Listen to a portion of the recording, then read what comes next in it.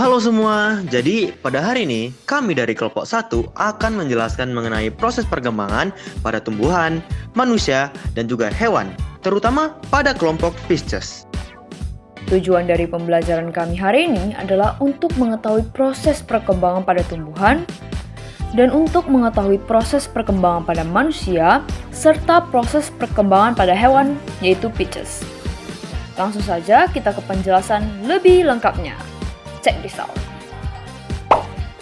Awal perkecambahan dimulai dengan berakhirnya masa dormansi biji.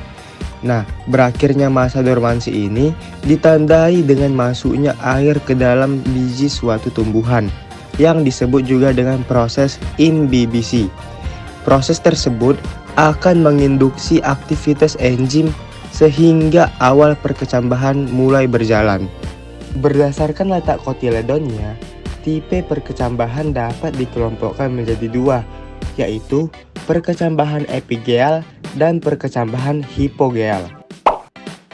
Manusia akan melewati proses pertumbuhan dan perkembangan dari waktu ke waktu.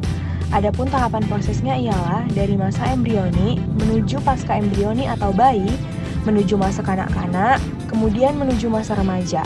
Pada masa remaja, manusia sudah mulai mengalami pubertas dan perkembangan organ-organ reproduksi. Kemudian masuk ke masa dewasa, di mana pada fase ini dimulai ditandai dengan berhentinya pertumbuhan fisik pada manusia. Kemudian masuk ke masa tua, di mana pada fase ini organ-organ tubuh akan mengalami penurunan secara fisiologis, berbeda dengan masa dewasa di mana pertumbuhan akan berhenti.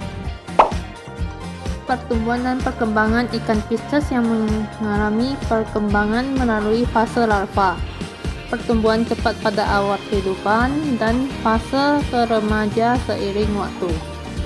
Faktor seperti suhu air, kualitas air, dan nutrisi memengaruhi pertumbuhan mereka. Setelah mencapai kematangan seksual, ikan Pisces melalui siklus reproduksi dengan pelepasan telur dan pembuahan. Keberhasilan perkembangan dan pertumbuhan ikan Pisces tergantung pada lingkungan yang mendukung serta pemahaman terhadap kebutuhan spesifik masing-masing jenis ikan. Berikut dari penjelasan kami di atas yang dapat kami simpulkan bahwa proses pertumbuhan dan perkembangan manusia dimulai dari embrio hingga masa tua. Sedangkan tumbuhan mengalami pertumbuhan melalui fase biji, tunas, hingga menjadi tumbuhan. Serta Pisces juga mengalami perkembangan melalui fase telur hingga ikan dewasa. Faktor lingkungan, genetika, dan nutrisi memengaruhi perkembangan semua makhluk ini. Sementara adaptasi terhadap lingkungan merupakan elemen kunci dalam keseluruhan proses ini. Mungkin begitu saja yang dapat kami sampaikan. Semoga teman-teman dapat memahaminya. Apabila ada salah kata, kami mohon maaf. Sekian dan terima kasih.